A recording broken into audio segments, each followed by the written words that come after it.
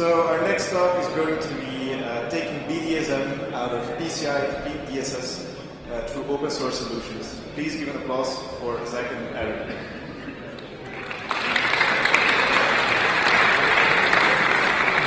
I'll clap for myself, I'm not scared. Alright, welcome everyone. I have to give you guys all the disclaimer. Unfortunately, we lost our luggage, and so what you see is what you get today. Just be very happy you guys are far away from us. So welcome. Our talk is taking the BDSM out of PCI, and we're trying to put a fun spin on PCI, which, as you all might know, is challenging at best. So who are we? Who are these schmucks that came to BruCON to talk about PCI? I'm Erin Jacobs. I'm a partner in Urbane Security. I've been doing PCI since 2007 with various consultancies and also internal as a CSO at a financial institution. I've been around the block with it. I know the pains from being an internal implementer as well as being a consultant trying to apply these controls to some very unique environments, starting from small business, scaling all the way up to enterprise with millions of users. Whoa. Good afternoon. I'm Zack Fasel. I am also a partner in Urbane Security. And I've been a little bit more on the offensive security side and defensive security side. So we kind of bring this duality of the security person and the compliance person trying to get together and actually, make sense of what the letter of the law is. So a lot of people ask us every time we give a talk, what are your qualifications? What makes you the one who can give this talk? Well, those are our qualifications. We intentionally leave it blank. Our philosophy is always question, always challenge, no matter whoever's speaking, double check what they're saying, and we want you to do the same for us. So if you guys have any questions, by all means, please ask them. Please challenge us if you think we say something wrong, and we'll do our best to say, yeah. So, all right, Erin? We'll do our best to say we'll see. So as an overview, what this talk is going to be about, we're not going to limit on PCI. We're going to do a very quick overview of PCI. We're going to talk about open source versus free versus commercial solutions. We're going to address the most common areas of the PCI control deficiencies that we've seen in most organizations, again, scaling all the way from the small to mid-sized business to enterprise organizations. We're seeing the same across the board. We're going to talk about how we're going to leverage these controls to actually improve overall security. And I know that's something that everyone just cringes at, is because PCI is not a security framework, it's a framework to protect cardholder data. We're also going to try to give you guys a few of our compliance strategies and quick wins, easy things to do to make your life a whole lot easier if you're on the internal side dealing with a QSA or SAQ. And then we'll do some questions and answers. What this talk absolutely is not is every PCI gotcha that there is. We are not going to give you random battle stories from the field. We'll probably use a few examples, but we're going to limit it as much as possible. And the one thing we're absolutely not going to do is we're not going to bash PCI, we're not going to praise it, and we're not going to stand here and try to call for any types of change in the standard. That's for a whole different forum, and that's not what we're here to do. PCI is what it is. It is what it is. So because we're QSAs coming out and saying a lot of things about how to implement PCI in your environments or the environment you may deal with, we kind of have to put this disclaimer up quick. So with all PCI, your mileage may vary. Everything's unique to your environment. And what we say may not be what your dealings with PCI may be, because your assessor may not understand what you're doing. Depends on who you deal with, but we wanted to put that out there. So if you have someone and you go back and say, oh, this is what they said, they may not understand what it actually works. Also, it's our opinions and our guidance. This in no way is endorsed by the PCI Council in any way, shape, or form, or any other QSAs. However, unlike a lot of people's Twitter's account, these do represent our opinions and views. So our legal consultant, Sir Barks a lot, made us put this in here. And we felt the need to disclose that right away. Yes, again, in regards to being a QSA, we do, from Urbane Security, we do endorse what we're stating, and one of the items that Zack did address is that your mileage will vary depending on what QSA you get and what QSA firm you get. So, 2004 called and they wanted their talk back. 2008 emailed us, and they wanted their talk back. And 2010 texted, which I'm not sure why, because it seems like they would have had that in 2004. But they wanted their talk back too. The point of this is that none of this is new. But the problem we're having is that we're not seeing that anyone's talking about it. We're not talking about actual solutions to ease the problems that we're seeing with PCI. It's not just a PCI relevant issue either. Two of the main challenges we have with PCI is cost and difficulty to implement. And additionally, more and more have to comply with PCI, whether it's in the States, in Europe, everywhere around, has to do their, I'm getting back in, hang on. I was going to add on to that. One of the big things is more and more you'll find these weird people saying you have to comply by PCI. Well, we don't handle cardholder data. Well, our contract says you have to do PCI. We've seen this over and over again becoming more of a standardized thing for large companies to use this as a baseline. I don't know why. And it's the hardest thing to define, but it's something that, you know, if you're in information security, you're going to come across, whether it's for your organization or for an organization down the line. Right, that's very true. Vendors are pushing it down no matter if there's cardholder data or not. So again, what is PCI? Currently, we're in the PCI, the payment card holder, or the payment card industry data security standard version 2.0. Version 3.0 is coming up, and we have a whole lot of fun little acronyms for what we want to call PCI, but since this is not endorsed by the PCI Council, we obviously cannot say. Barks a Lot told us we can't have their logo up. So again, this is our reminder that this isn't endorsed by the council or any other QSAs. Fearful right now who just came in. This is for you, Martin. So haters are going to hate PCI. So why do we hate it so much? We hate it because it's complicated. We hate it because it's an agony to try to comply with. And you know what? It's not just internal. QSAs generally hate it too for those same reasons. PCI cannot be ignored usually. It single-handedly can destroy and obliterate entire IT and security budgets depending on what tools you utilize. And a lot of organizations, very sadly, have had absolutely horrible experience with inexperienced QSAs that don't have the technical competency to actually evaluate the controls and understand what they're looking at when they're looking and interacting with some of the network teams in a lot of organizations. So this is where I'm going to fly through this pretty quick, and if you have any questions, by all means, at the end, ask. So we're going to talk a little bit about actual PCI very fast. So let's talk about scope, and let's talk about what PCI is. So this all comes from the PCI Standards Council. PCI was created jointly in 2004. It's the widely accepted policy and procedures intended to optimize the security of credit, debit, and cash card transactions and protect cardholder data.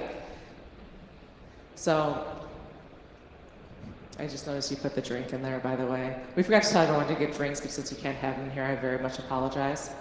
There are 4 general levels of PCI compliance. The one that we see most often is level 1, which is the level that's going to require you to have a QSA come on site. Levels 2, 3, and 4 are going to require the SAQ, the self-assessment questionnaires to be completed. And they have the different tiers in there. Again, if you want more information, our slides will be available and you can go into it. So for the purposes of this talk, and let the drinking game begin if we actually had beer in here, we're going to define cardholder data. The primary cardholder data is the cardholder name, expiration service code, sensitive authentication data, the full mag strip, the CVV code, card verification data, and PIN number. The sensitive authentication data cannot be stored at any given time, and this will come into play in just a few moments. So PCI has to do with any system that stores, processes, transmits, manages, or is directly connected to cardholder data environments. So that pretty much could put everything in scope, but we're not going to sit here and talk about how everything is in scope. We're going to talk about how we can try to simplify it. Most organizations' goals is to try to limit the scope of the systems. We try to apply the security controls when doing PCI.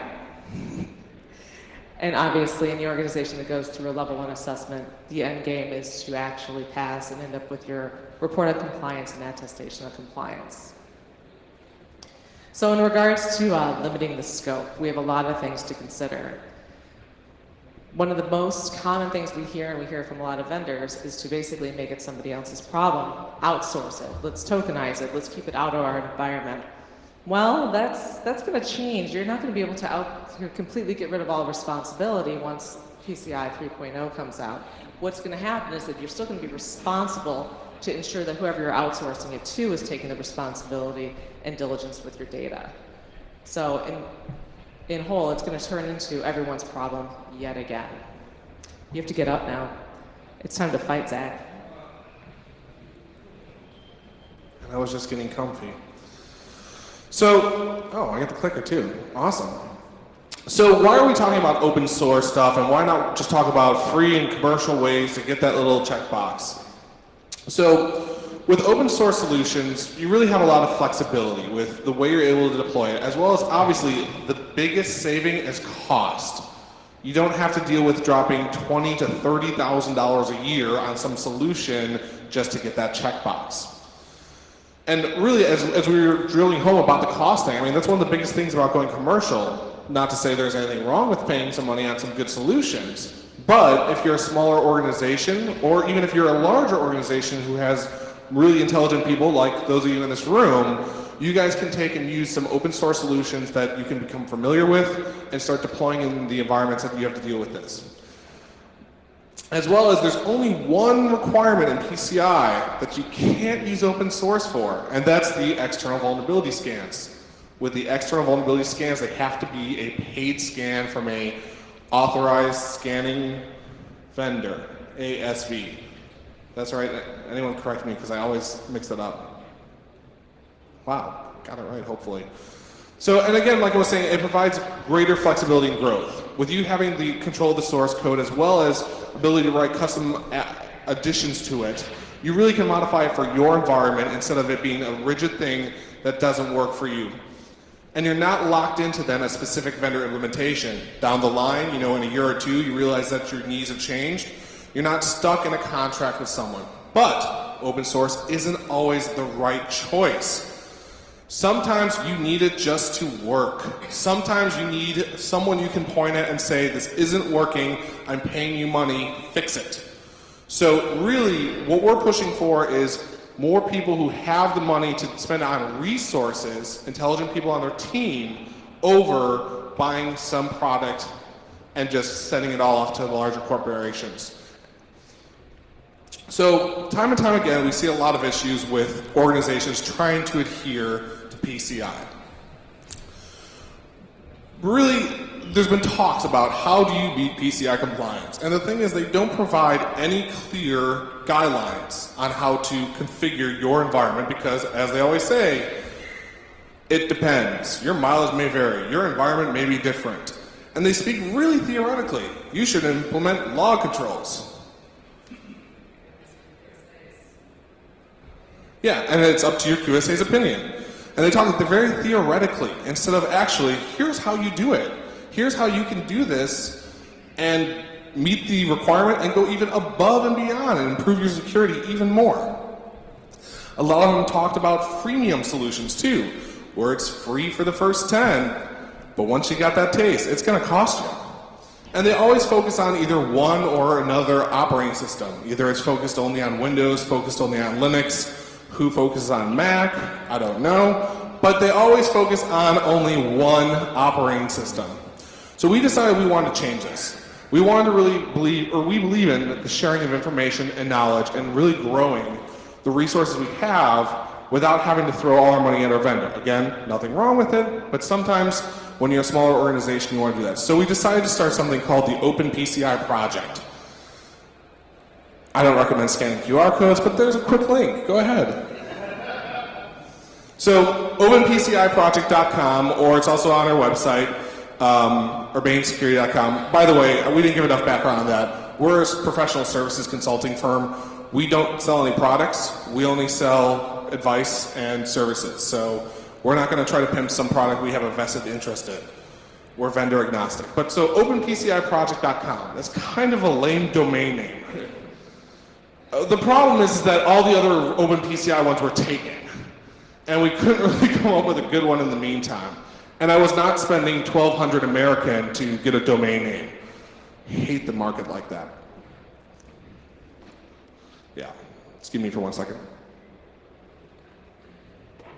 So, what is our goal? Really, what are we trying to drive behind this talk, behind this open PCI project?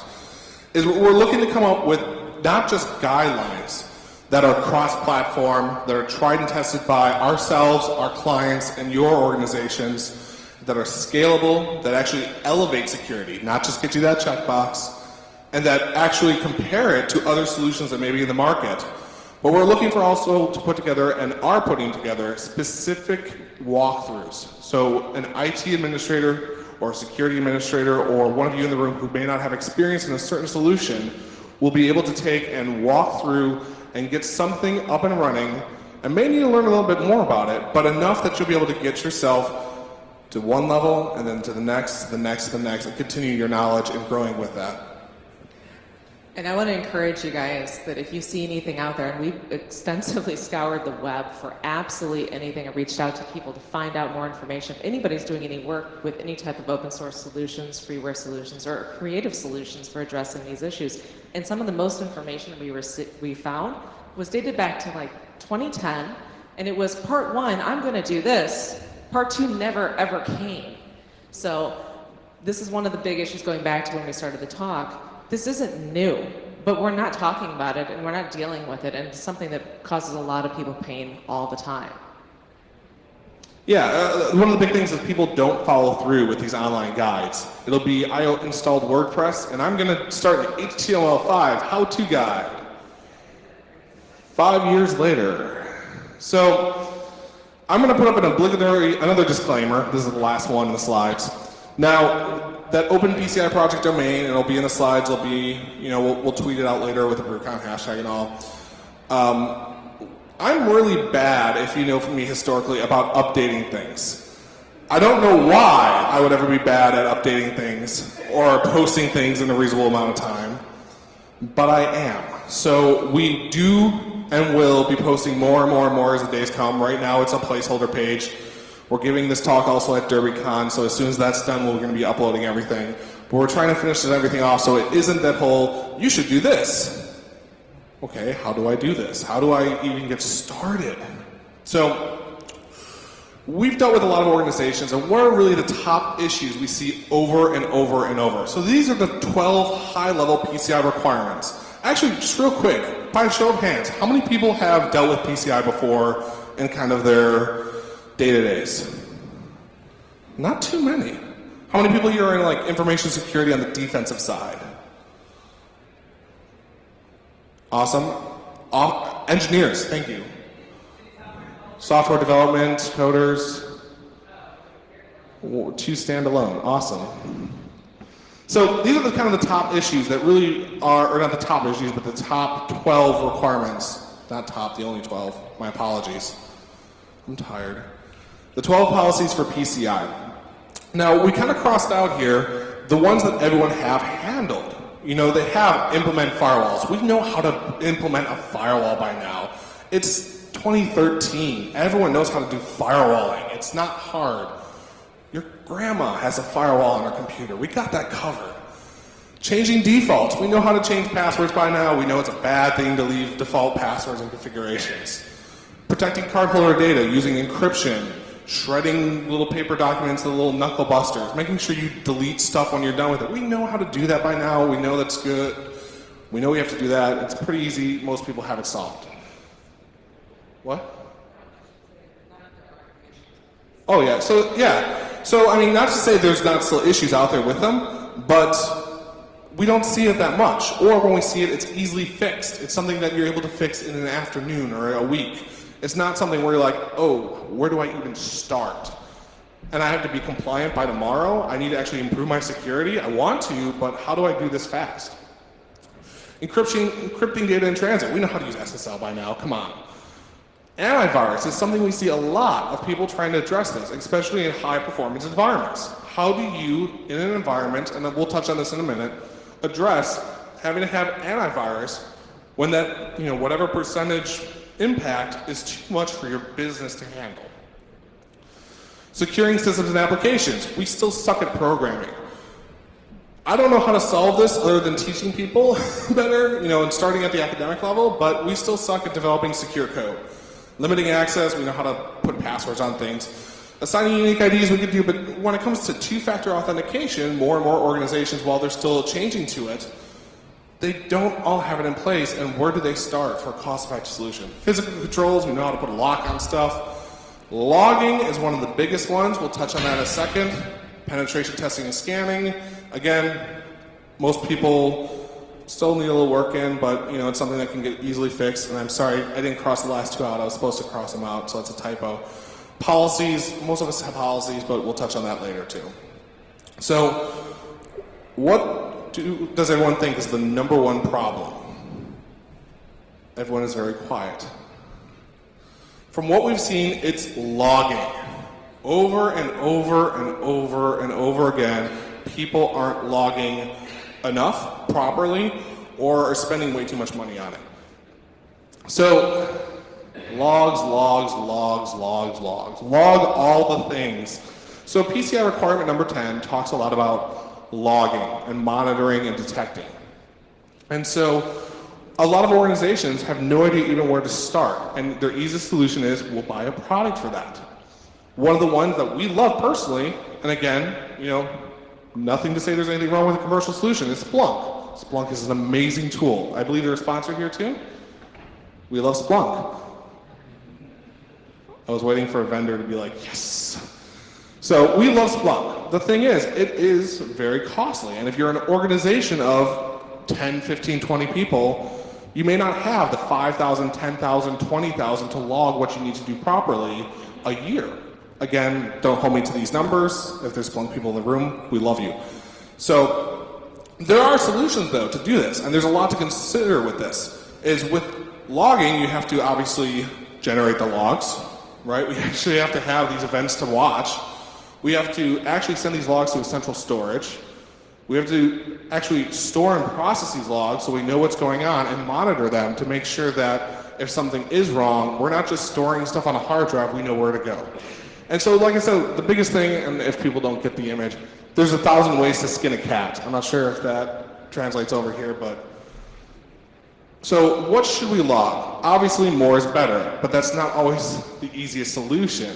Logging more means more disk space, more processing, more licensing fees if you are going commercial. But at a minimum, PCI says, at a bare minimum, you have to log everyone's login, success unveiled, any administrative actions performed by an admin. That includes everything not just ran as sudo, everything ran as root, everything ran in as Windows if you're a local admin. There's a lot of things to consider, and a lot of organizations go, how do I log what an admin does on a Windows box? What do I need to check this box? So that's one of the big things is why we're putting together this project, is so it'll say these are the configurations you need to have for this, and here's the group policies you can apply. Done. You also have to log the initialization and clearing of any logs, and any kind of changes to system, policies, configurations, that kind of stuff. Additionally, beyond just the system logs, any kind of file integrity changes, antivirus alerts, intrusion detection alerts, those kind of things. So, excuse me for 1 second, I need water here. Out of curiosity, are there any QSAs or former QSAs in the room? I know at least one. All right, out of those hands, did any of you guys have absolutely zero problems with people finding the logs that they had? All right, because that tends to be one of the larger, more fun, little activities for a QSA, at least in my book, is when you sit with a client and you go, okay, well, you have these logs, great, show me them. And they sit there with a Splunk query and they're like, it should be there, and it never is. So where were we at before forgetting about log generation? All right, central log shipping. My flow is off here. That's what you do. Just break my flow. So obviously one of the other requirements by PCI is to get them all to a central place. With that also, it helps us to detect and alert on any kind of anomalies we see. So one of the big things is, how do we get these logs to a central place? How do we ship them off? Now for Linux, Mac, network gear, etc., you syslog all the things. We all are pretty familiar with syslog, it works great. We can send it off to central thing, but is it always the best option just to use our syslog? Or should we use an agent? Now, I'll touch on that in a second with file integrity monitoring, and one of the things we've seen a lot of solutions is to do an open source file integrity monitoring and let that handle your log collection, log forwarding, as well as log processing. These are the cool little tricks we'll talk about more on the site. As well as Windows. Windows event logs suck. Trying to take and get them off into a Linux environment is horrid. The problem is that most things don't handle Windows event processing. So one of the big things is how do we handle that? Now there's two different options that we talk about or we'll post on the site. Is one, taking and having a Windows event collector and having that as your central syslog push off to your central logging, or to do individual agents. Now, as we said earlier, which one should you do? It depends. I hate saying that, but we want to provide as many options as possible for what's going to work for your environment to manage. As well as if you have to deploy file integrity monitoring or other host intrusion detection systems, HIDS, if anyone didn't catch the acronym, you might as well use that if you have to deploy that file integrity monitoring to every system. So you're generating logs, you're shipping them off to the mothership.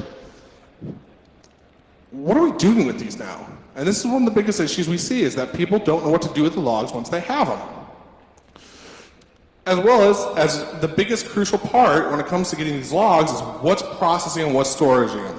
And that's where people turn to a lot of commercial solutions. So that's why we looked and scoured the net long and hard for some of the best open source log server storage and processing systems. These are the 5 we found that seem to be the best, most flexible, most adaptable, and reliable. That's one of the big things when you get into larger environments, reliable, that can process a large thing. Now obviously, you can always just roll your own.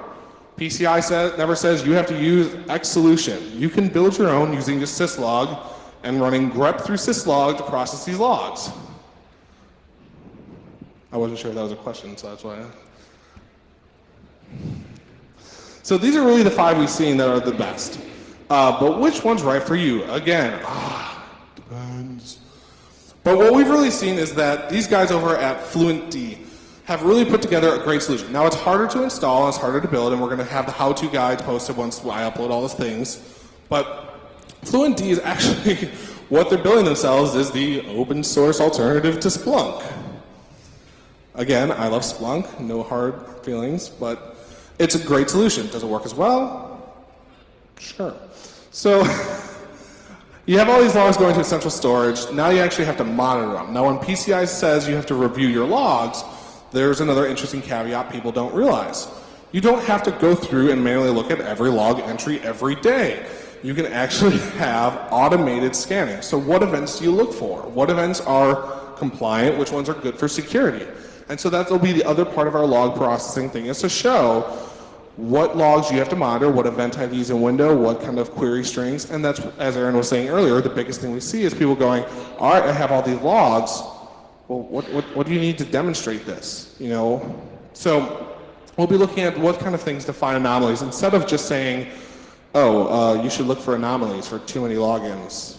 Well, what's an anomaly? So with the whole talking of logs, another one of the big things I was saying you have to log is obviously file integrity monitoring and looking at to see if there's any changes in the systems. So how do you monitor for file integrity?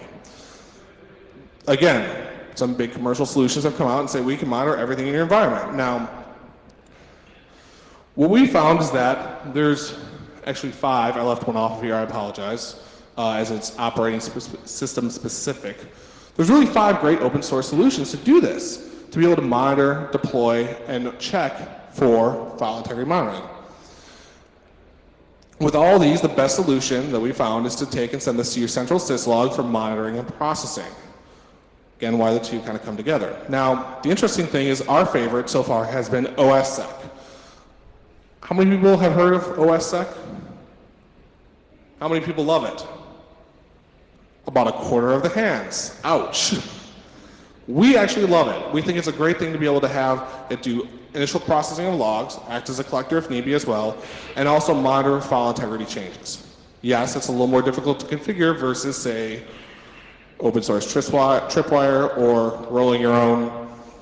But PCI's requirements is interesting. This is where we wanted to come up with and have a place where people could discuss unique ways to address these requirements. PCI's requirements say you need to at least check weekly to see if there's been any file changes. There's nothing that says you have to check every second or live stream or anything like that. It's weekly. So one of the unique situations we've seen is where people have taken and remotely accessed the file share, ran a hash check, a quick MD5 check on all the files that exist, output to file, diff, is there differences? Yep, generate an alert. So there's unique ways we could take and address this using homegrown or open source solutions instead of having to just buy off the product thing.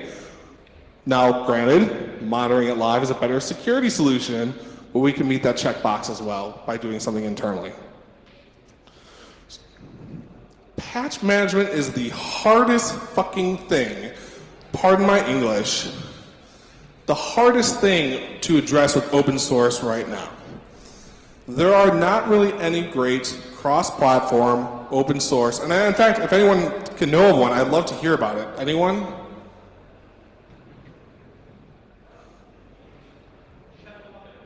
Chef and Puppet is great, but the problem is it's more focused around configuration management though, isn't it? It's true. It does work in many ways. But I've not seen people actually deploy it on Windows systems. Okay.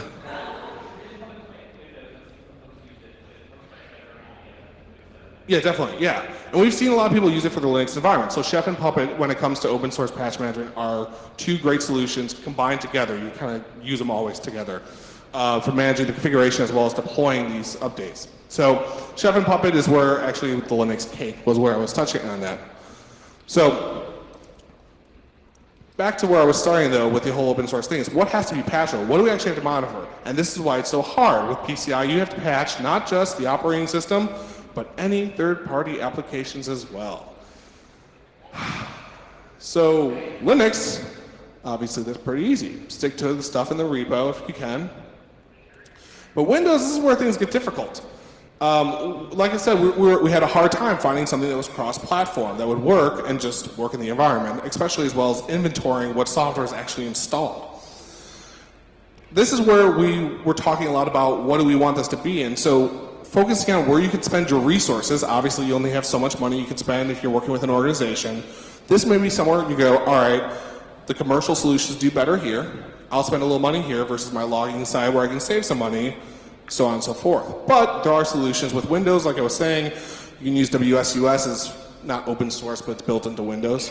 And there's an open source tool called WPackage, which will actually do third-party packages easier with WSUS than trying to connect to the API manually. Mac, I scoured the world. The only thing I found is Chef and Puppet, and being able to do it through there.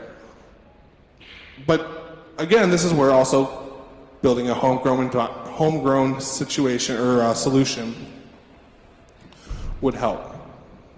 It's definitely an area where we need more development, and that's one of the big things is we want to take and help build up the security as well, not just the compliance. And so this is our call for help. So if anyone knows of anything, we want to hear from you as well. If you're bored and you want to start developing a cross-platform patch management solution that's reliable and scalable, there's a summer, winter, fall, 2-3 year down the line project for you. That'll keep you busy and drinking. Two-factor authentication is also another thing we see a lot of people get caught up on. So the letter of the law for PCI is that you need to have 2 factors of 3. Something you know, such as a password, something you have, such as a token, certificate, laptop, they count, and something you are, biometrics. We really haven't seen people use the biometric side when it comes to logging in remotely. What we have seen mostly is the something you know and something you have, and those are really in the open source world the 2 things that could use the most. So, as I was saying with the something you know, passwords, everyone uses them. So the second factor is the something you have. Now the PCI letter of the law says this only needs to take place when it's remote connections to the cardholder data environment. So, If you can't remote connect into there, you don't need it. But everyone remote connects to their environment. It still exists. So putting some kind of jump box, VPN solution, remote desktop in between there and the card holder data environment helps get that. So using certificates is obviously, from a PCI perspective, good. From a security perspective, we could lecture on about the security implications of if you compromise a machine, getting the certificate, being able to extract that. But meets the checkbox. But we want to go above and beyond that. So looking at other solutions out there, there's not really any SMS-based ones. We see a lot of commercial companies doing it, but what we've actually done for ourselves is we've rolled our own using using cloud-based telephony services such as Twilio, Plivo. Those are kind of the big ones in the market right now. You can connect to them and just basically say, SMS this phone with this code, and use that and build your own. Worked well for us for our SSH management for many of our jump boxes, and it helps work with a one-time thing. How many people here are familiar with OAuth? Not OAuth, OAuth. Very few. So OAuth is the open, oh my gosh, I shouldn't even started with that. Open authentication, no one's finishing me, awesome. I forget, so OAuth is the Open Authentication Project, where basically they're focusing on creating an open two-factor authentication using HMAC hashes and truncating them. So it's an open standard, which works great. It's none of this proprietary big three-letter company name. I won't call them out. But a lot of them take and focus on this proprietary stuff, whereas OAuth focuses on an open standard. We love it. There's some hardware that you can purchase, or you can also take and do an open software solution. Google Authenticator, for those of you who use the Google Authenticator on your phone, it's OAuth based. What's great about it is you can enroll additional devices, including your jump boxes, your VPNs, etc., with having a central authenticator. And that's where it comes into the question marks. Is the central authenticator, do you do it radio-based or custom plugin based? Excuse me. There's various solutions for that, and varies based on the business case. Again, it'll be on the site with the different guides for the different radio servers using the YubiKeys, open source one, the Java one, depends on your environment. I need one more water break. Erin, do you want to talk about antivirus real quick? Sure. That's all right, antivirus works, right? It's not dead. See, that's the only joke of the day everyone gets, is that antivirus is not dead. So yeah, antivirus is a huge struggle with PCI because there's so many environments. I mean, people are running mainframes, they're running custom built Linux kernels, and the question is, so why? And not only why you're going to put antivirus on it, it's going to actually, impede the. Words are hard today. Wow. Thank you. That was a keyword I was looking for. Impede the performance of the systems. And a lot of the clients that we've worked with, I mean, they're very large-scale clients, and performance, I mean, that's their lifeblood. So the idea of actually putting any type of antivirus on it just frightens them to no end. So what we've done, and I'm not paying any attention to the slide, so I apologize, is, PCI has this really cool statement about it, and it is quoted on here, is that deploy antivirus software on all systems commonly affected by malicious software. So that's a pretty huge gap in how you interpret that. So I don't know that your custom rolled Linux kernel and the box and apps that you're running on top of it that only your organization has ever seen before is going to be commonly affected by malware, unless it's targeted malware, I understand. So this is, well, commonly. So some of the solutions that we've seen is, like you said, checking for rogue processes. It's more for anomaly detection on those boxes, but most people that are building these boxes and building these systems understand what their system's normal operating standards look like. They understand the processes that are supposed to be running and exactly how they're supposed to be running. One of the great solutions that we've seen too is that if there's something wrong, especially in these large-scale environments, is the box just gets rebooted. It gets not just rebooted, but re-wiped. A new config comes down for it. It's completely clean and started all over again. I mean, that tends to work. You want to take back over? You have things to add? I apologize. My throat has been really dry for the past week, so I hope I'm not getting sick here. So, yeah. Here, let me pass the mic around. So, again, and the other big thing is antivirus doesn't need to be traditionally signature-based. Using application whitelisting, whether it's built into Windows or SE Linux, depending upon how you configure it, or AppArmor, sometimes meets a requirement. Again, this is where the whole PCI, QSA, it depends, always plays into place. But it's an option for you to explore as an open source solution for when you need to take and address this antivirus requirement. Or you can do what everyone does and just install a copy of CLAM and call it a day. So,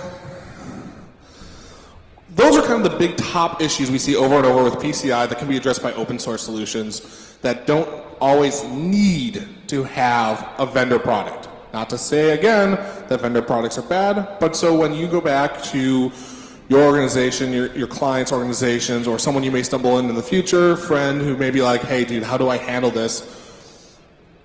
You'll have some ideas. As well as, like I said, a lot more will be developing on the whole Open PCI project site.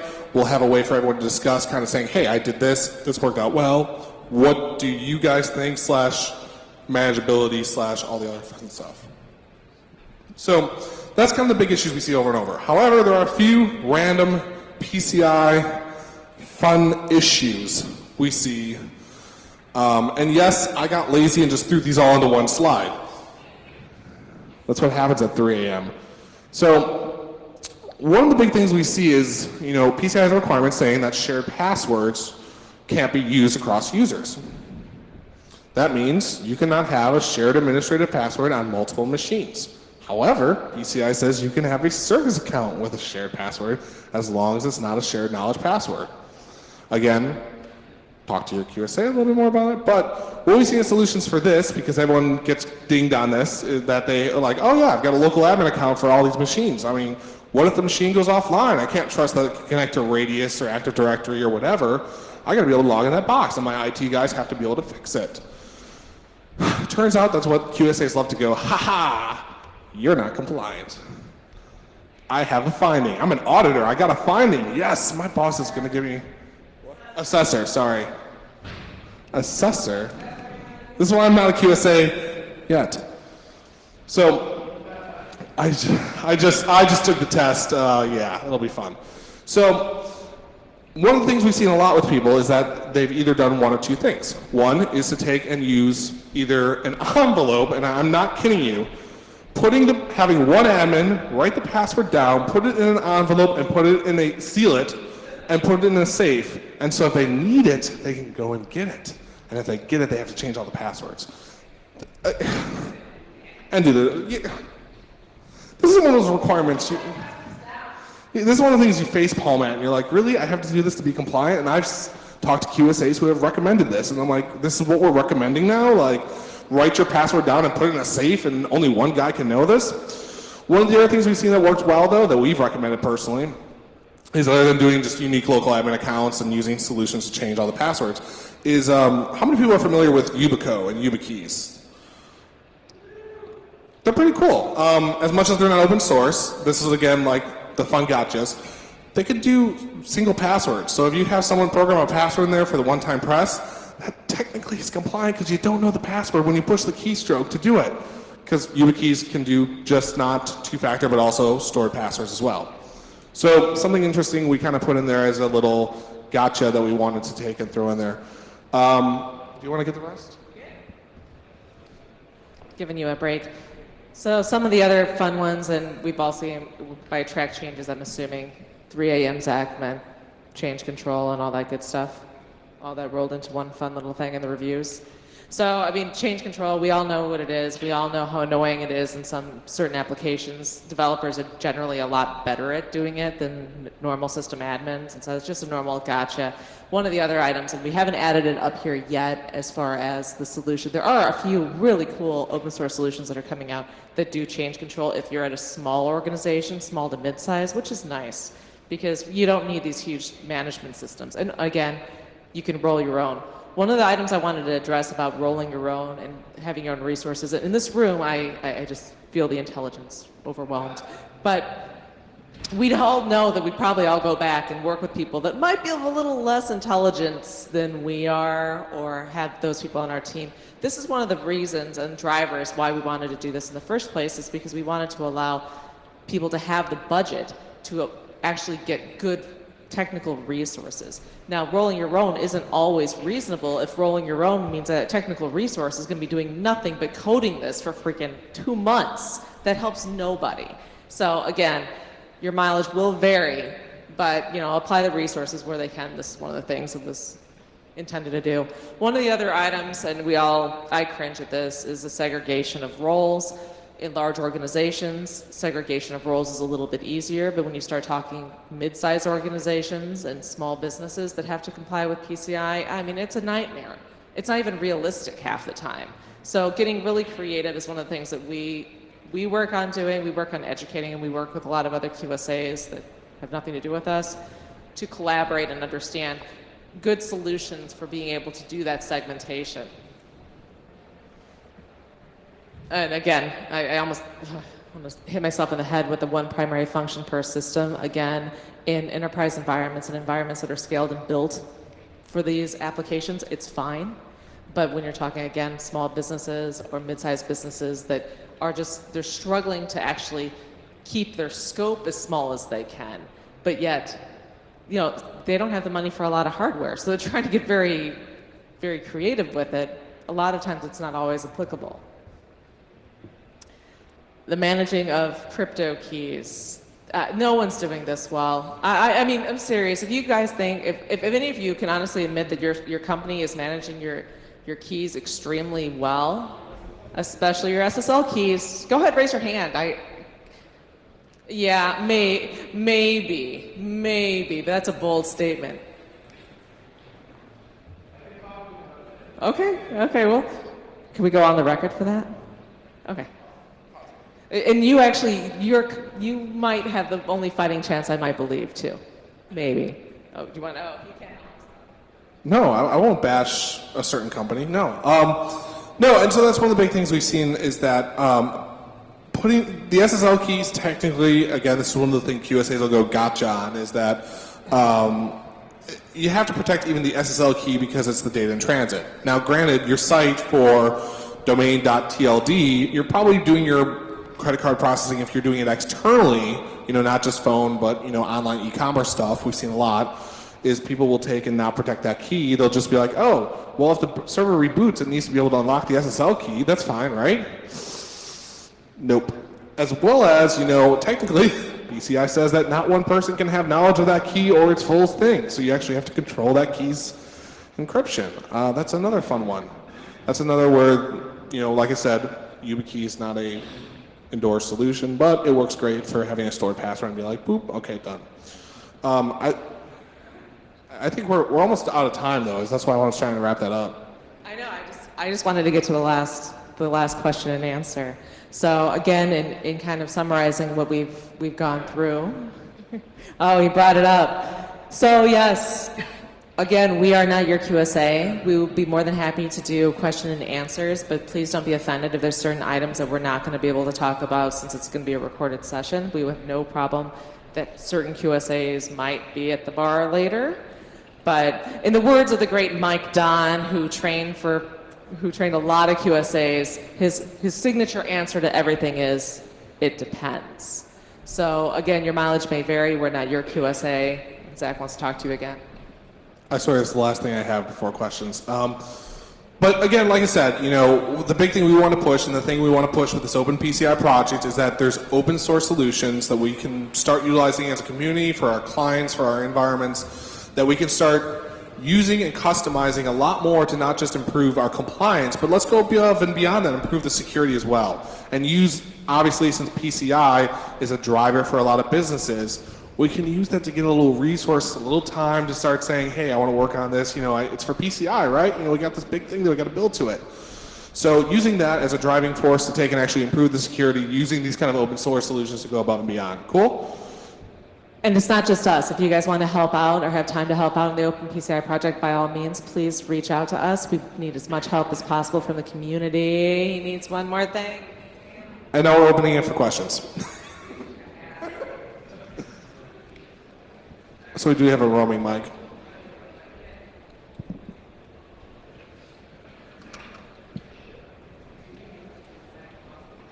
Sir talks a lot. Hi, so two quick questions. Yes.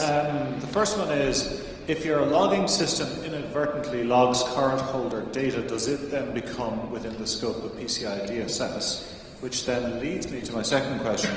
You've talked a lot about technical controls, and that's what the title of your talk was, but I'd love to hear a bit more about how many assessments succeed or fail based on the game of poker of scoping. Like what is and what is not in scope, how do you exclude stuff? I've had to go through this, it was painful. Talk a bit more about that, thanks. Yeah, so I'll talk right now first about the logging. So PCI, yeah, it actually has a requirement there for checking to see if there's cardholder data stored in the logs and what kind of cardholder data is stored in there. Now, it allows you to technically have cardholder data for debugging purposes, including authentication data before authorization, as long as it's securely erased. But one of the things is, yes, those kind of systems do come into scope, and that's where we talked about store processes, transmits, directly connected to, and manages.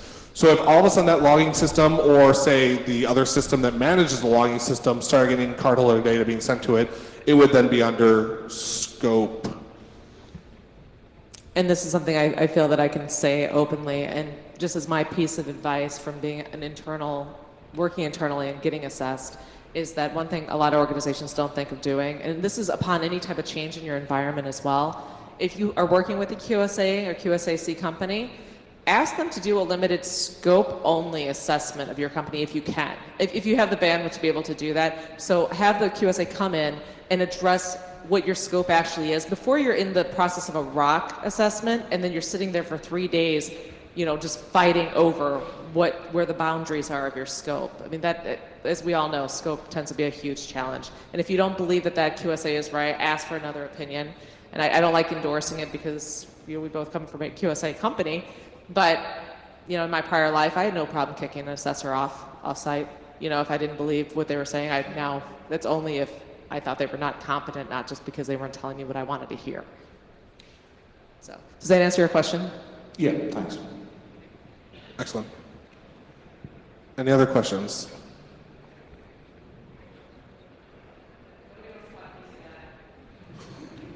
It's a fun topic. All right, so we'll be around for a little bit to answer any questions you may not have wanted to ask in open public. We'll be just outside.